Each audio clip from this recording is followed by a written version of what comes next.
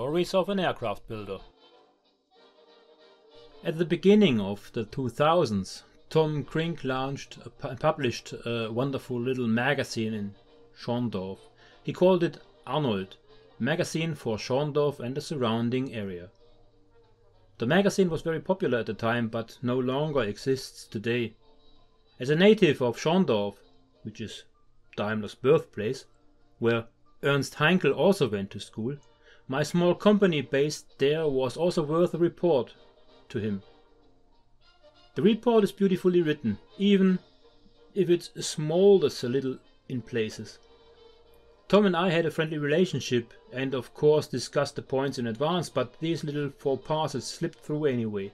However, they don't detract from the whole thing and are a nice summary of what had led me there so far and what was still to come. This article is also the first to address the further development of my little venture, which I will discuss in the following episodes. But now let's hear what he had to write. Toys for the super rich. A Schorndorf dream takes flight. Imagine the following scene. A boy is standing with his father in the technology center of a museum and marvels open-mouthed at a triplane from the First World War hanging from the ceiling. Impressed by the aesthetics of the old fighting machine, the little boy stammers, "I built something like that myself one day." "Yes, my boy, when you grow up," his father replies with a smile, knowing full well that this pious wish could at worst turn into a soapbox with wings or a plastic airplane with a rubber motor. And this happened 22 years ago now, and marked the beginning of an incredible story. Achim Engels was just 12 years old at the time when these thought-provoking words came to his lips. Fascinated by the thought of the old machine, the youngster set to work. Manfred von Richthofen, legendary fighter known as the Red Baron, a Fokker DR-1, first as a model and then to construct it on 1:1 scale on the drawing board. At the tender age of 17, Engels corresponded with all the well-known European technological museums and promoted his cause. His vision was to rebuild the triplane in its original size in return for reimbursement of expenses, so that interested posterity could share in German aircraft history. The Technik Museum in Sinsheim actually found a serious interest in that. Achim Engels was invited and a panel of honorable experts took a close look at his plans. The young man from Schorndorf was met with skepticism. No one had ever dared to do anything comparable, and certainly not such a greenhorn. But the documents were watertight. Some of the illustrious gentlemen got long faces when the museum management commissioned Engels to build a Fokker DR-1. 25,000 marks was made available to the young man, sealed with his father's blessing. The money was paid out in increments of 5,000 marks, but they didn't quite trust it. Wrongly, as it turned out. Engels immediately got to work, mobilized his school friends and founded the Fokker Team Schorndorf. They set about the project with great enthusiasm. Even then the principle was, there's no such thing as can't. Meticulous care was taken to ensure that the construction was true to the original. Only the engine of the airplane was a wooden dummy, difficult for laymen to distinguish from a functioning one, however. The Fokker DR-1 project exceeded the set limit by almost 7,000 marks, but was completed on time and ceremoniously handed over to the museum. From then on, the aircraft was a source of controversy in specialist circles and even became the basis for discussion. There were many replicas of such aircraft, but virtually none based on the original. Engels' search for possible errors and improvement resulted in press articles, publications in specialist journals, and finally in a book. The replica of the Red Baron can be admired today in the Auto and Technik Museum in Speyer. Then things became a little quieter around Achim Engels. His buddies were not infected by the airplane building virus to the extent that they wanted to turn this hobby into a profession. Engels remained as the hardcore. He began training as a train dispatcher with the railroads until, according to his own statement, it was only after 2 years that he realizes what profession he was actually about to learn. Ticket inspector, as it turned out. He traveled around the country like this for a few years, but his life was not fulfilling for the restless spirit. Nevertheless, this phase gave him the opportunity for a while to put his vision down on paper and in the form of written essays. He collected everything that had to do with Fokker aircraft, published specialist articles and several books, 16 to date. Engels' activities could now also be read about on the internet. International specialist circles became increasingly aware of the man from Schorndorf. One day, a German businessman living in England awarded Engels his first contract to build an airworthy Fokker T-7 aircraft.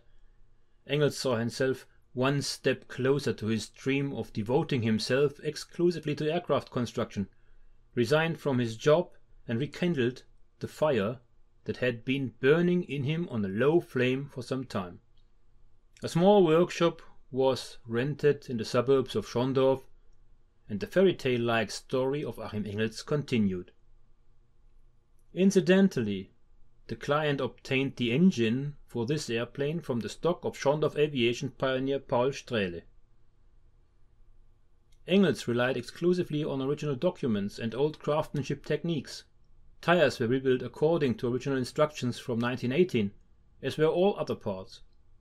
Not least because of this, he gained a reputation as a professionist and became known in the scene in every corner of the globe. Today there are 14 orders in the aircraft manufacturer's order book. Among the wealthy clientele, the construction of a Fokker costs around 100,000 euros, is a director of international standing. The multimillionaire himself owns an aircraft construction company in his native Oceania. However, he has the Fokker aircraft built in Schorndorf because of the German workmanship, so it is said. Once a year he stages a curious showdown there. Theaters of battle from the First World War are faithfully recreated.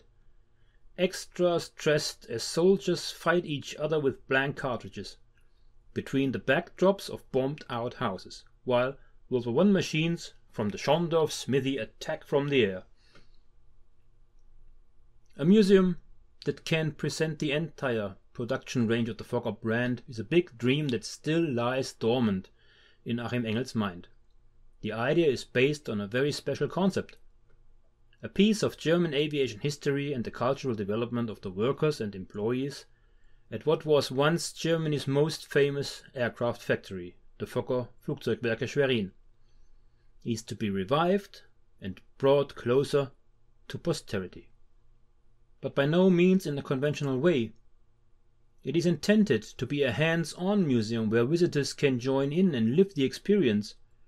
Visitors are not to be guided through rooms that stand still, in which only a series of different exhibits can be viewed.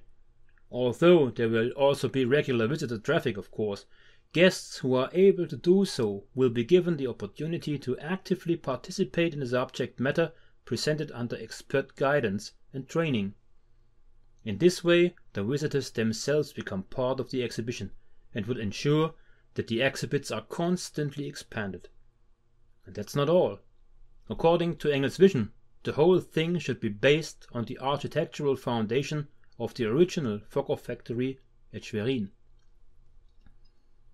Initial contact had already been made with the city of Schwerin, incidentally at their request.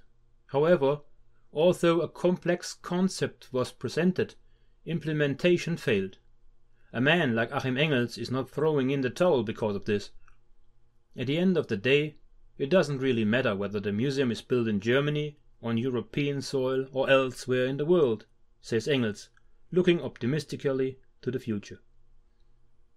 Although his ideas of historical conformity would probably be scratched for the first time, he would accept that with a wink in this case. Until then, Achim Engels will continue to work on his machines, on a small scale, quietly and modestly. A man like him goes his own way, without fuss, straightforwardly and consistently.